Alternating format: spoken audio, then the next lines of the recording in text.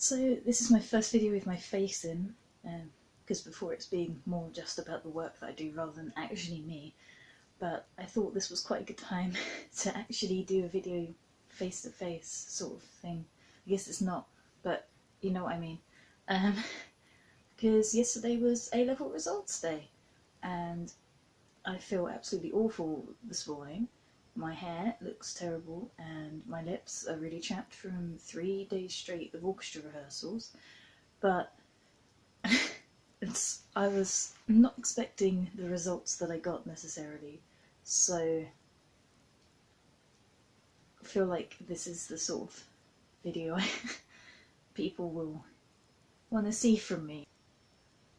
I was going to film me actually opening them, but then it was just an absolutely crazy day. I was so scared to get my results, and it was... the whole day was just absolutely crazy after I got to school to get my results. So that didn't happen, and I'm here today instead.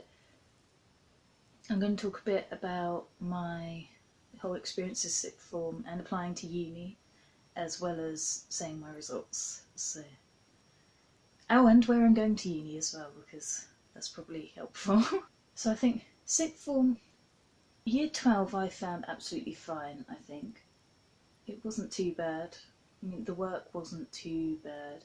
Some of the further maths, I had no clue what was going on, but it came out alright in AS, so, you know, survived that one. But then the jump to year 13 was absolutely huge. Like, the workload went up so much, and there was just so much more to learn and actually understand, and so much more practice to do on your own that wasn't just the work that teachers set, which I knew would happen, but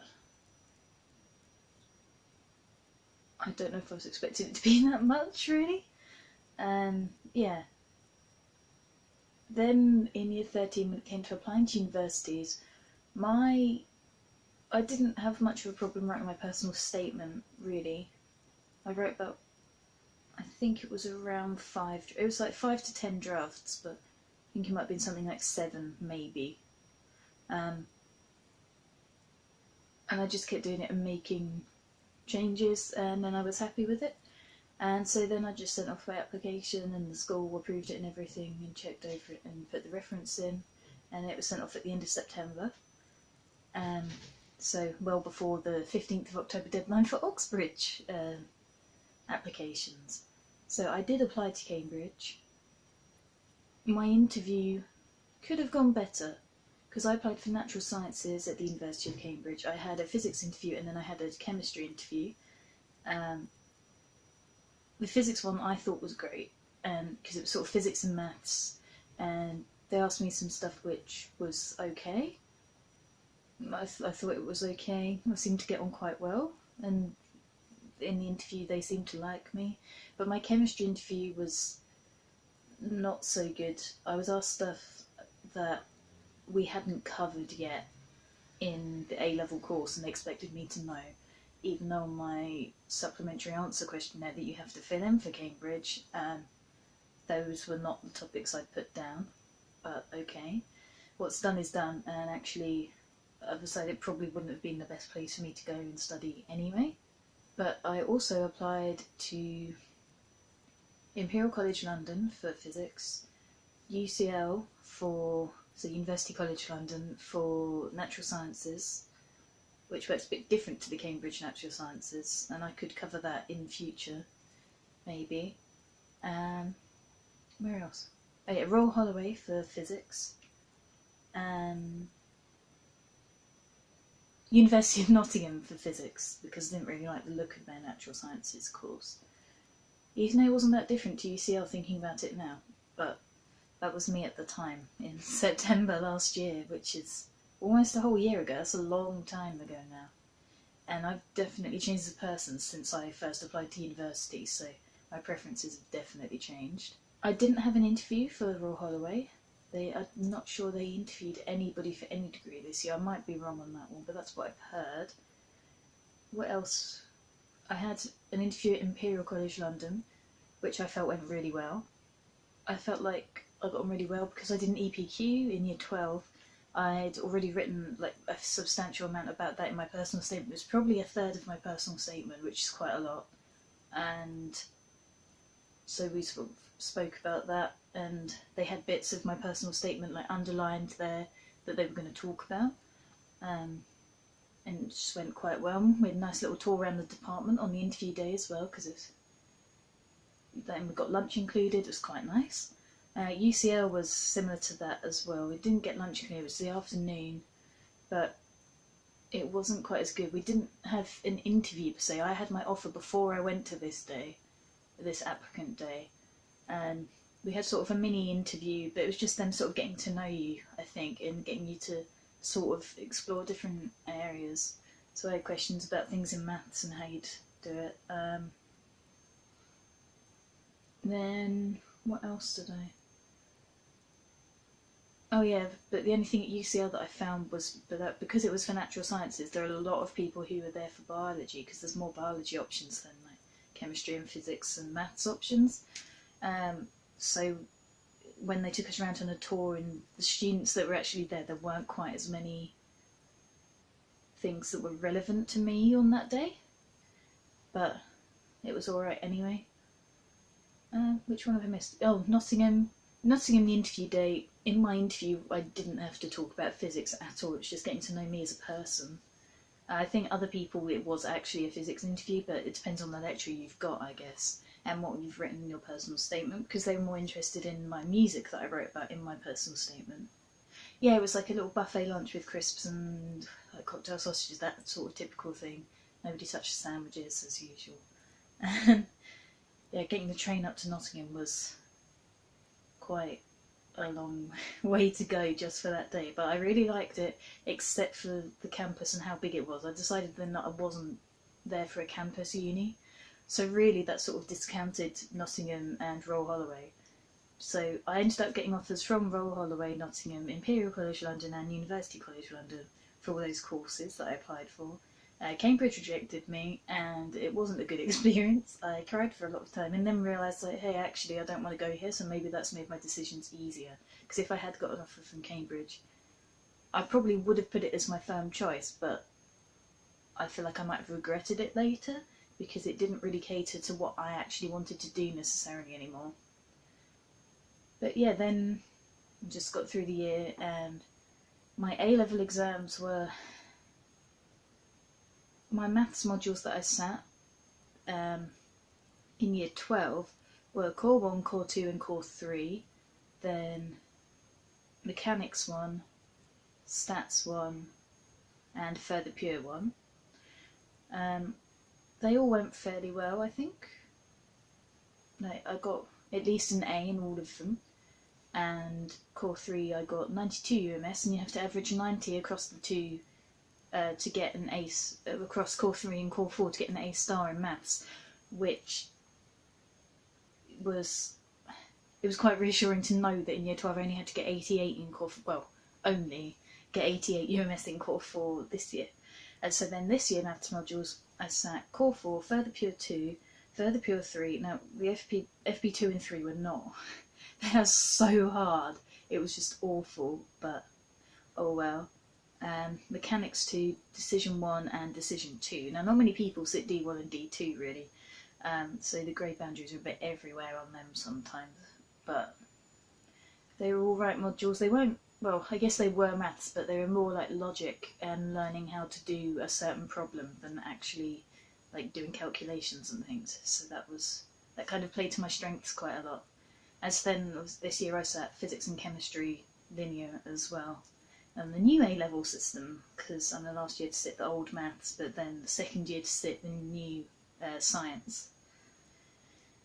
But yeah, Mechanics 2 this year was awful. Decision 2 I knew I'd made a big mistake. Core 4 I thought I'd made a big mistake as well, but I wasn't entirely sure if I had or not. FP2, I felt like the paper was too easy for it to have gone well for me. I feel like I must have missed something. FP3 was awful. Like there was just this huge fraction with so many trig functions. I think it was like cotangent and stuff, and proving an identity, and there was no way I could have answered it correctly, to be honest. But yeah, I think physics and chemistry went alright. I knew that I'd made some stupid mistakes. I came out and was like, I know that this, and this are wrong, and I know I've lost that many marks for sure. But then on your results slip, you don't actually get the marks of your individual papers. You have to go and ask people for them. And I asked for them, and I'll talk about it in a minute. So I think that's most of my experience of the year spoken about. I've gone on for quite a while now, I guess. But that should have kind of given you an idea of how my year went. But because of the mistakes that I knew I'd made in the exams, I was quite worried that I wasn't going to make my offers. So my firm choice was Imperial College London for physics, and my insurance choice was University College London for natural sciences. And my offer for Imperial was A star, A star, A, with an A star in maths and at least an A in physics. They didn't care about my further maths, which they did for some people, so I'm quite reassured on that one, because that might not have gone too well. That would have been a lot of pressure on me. And then for UCL it was A star AA in any subject, I think. But yeah, now I need to get my results envelope, just so I make sure I'm telling you the right things. So here's the envelope and the statement of results here. So yeah, all of my exams were on OCR, and physics and chemistry I took OCR A. I think the maths and further maths were not the MEI versions, they were just the normal OCR versions. I think that's A, but I'm not entirely sure. So I'm going to start with AS. So in my maths AS, I got an A, and I got 280 out of 300. In my further maths AS, I got an A, and I got 257 out of 300, which I'm quite surprised by, but it went okay. So yeah. Now on to the actual A-level courses. In physics and chemistry I passed the practical endorsement in both, which isn't exactly surprising, really. In maths I got an A star, and I got 544 out of 600. In further maths I got an A, and I got 489 out of 600. And then in chemistry I got an A star, and in physics I got an A star. And in my EPQ that I sat in year 12, I also got an A star. So I've ended up with 3 A stars and an A and an A star in an EPQ as well, which is okay. And last year I got a B in general studies, but that doesn't really matter, and nobody really cares, and unis don't count it, so, you know, wasn't really much point in sitting it, but never mind, hey. So in core 4, I got 90 UMS, so that's perfect. 2 UMS into the A star, that's fine. Quite far in. FP2 I got a B in that module. FP3 I got an A. M2 I got a B, but it was an awful paper that I had no idea what to do in. D1 I got an A, and D2 I got an A. So I'm quite securely in an A in my further maths, and in my maths I'm quite securely in the A star. Now all of my papers in the chemistry and physics I got A stars in as well. So I was quite surprised, and yesterday I cried a lot when I opened my results. I mean, when I opened my envelope, there was a yellow bit of paper. It was, my mum keeps joking that it's a golden ticket, and saying to see one of the teachers at the school about a photo opportunity for the newspaper. So I knew that I'd definitely done alright. I didn't open UCAS track before I went, because our school opened for results at 8 and UCAS track's supposed to open at 8, and if I hadn't got in I didn't really want to be still in that stage of panicking about it while I went and got my results. So yeah, I opened my results first and I got in and I made my offer.